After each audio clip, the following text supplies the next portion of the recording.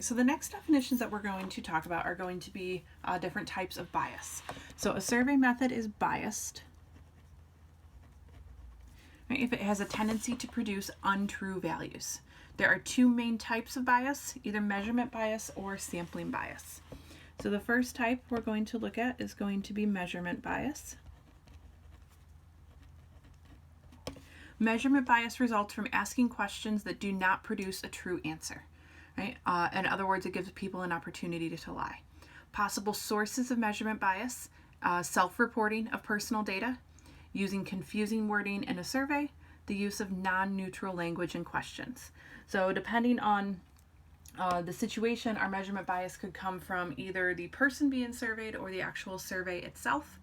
Right? So self-reporting of personal data would be bias coming from the person that's actually taking the survey, where the confusing wording or the non-neutral language would be from the person who created the survey.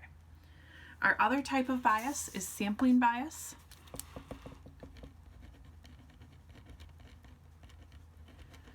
Sampling bias occurs when the sample does not represent the population. Two common possible sources of sampling bias: response bias.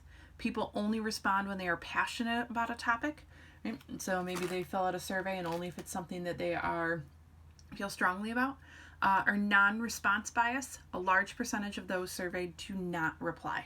And sometimes these can go hand in hand.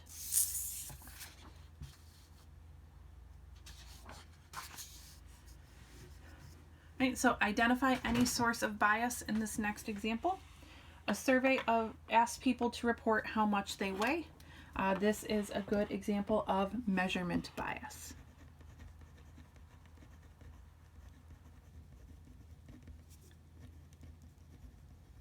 Right, one of the causes of measurement bias can be self-reporting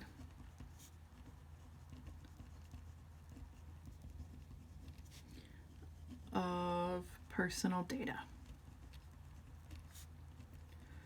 Right? When asked about their weight, it would not be uncommon for people to lie, right, giving us untrue values. Right, for B, a teacher at a community college sent out questionnaires to evaluate how well the administrators were doing their jobs. All teachers received questionnaires, but only 10% returned them. Most of the returned questionnaires contain negative comments about the administrators. So this is going to be an example of sampling bias.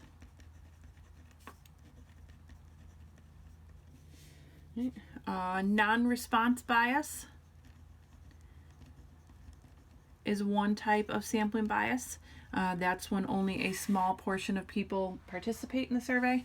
And then response bias, it happens when people feel very strongly about a topic.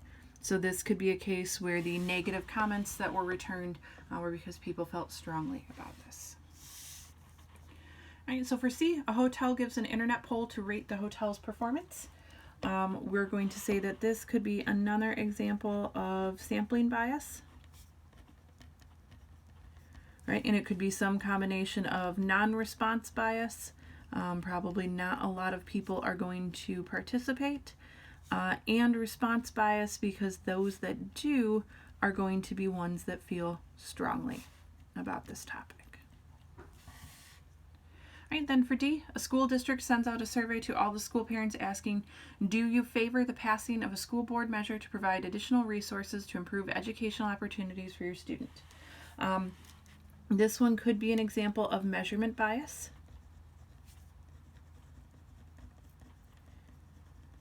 Right, we have non-neutral language in here. Right, do you favor? Right, so non-neutral language. And this could also be another case of sampling bias. Same thing as the last couple examples. We may not get a lot of response to the survey, and those that do, right, could be from people who feel strongly about the topic.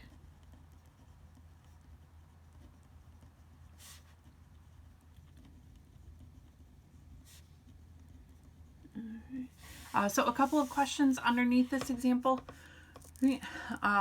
So when we're thinking about doing samples and when we're looking at surveys, things that we want to be aware of: what percentage of those asked to participate actually did so? Did researchers choose people to participate in the survey, or did the people themselves choose to participate? If a large percentage of people who were asked refused, or if the people themselves chose to participate, the conclusion of the survey are suspect. So those cases could lead to some sort of bias.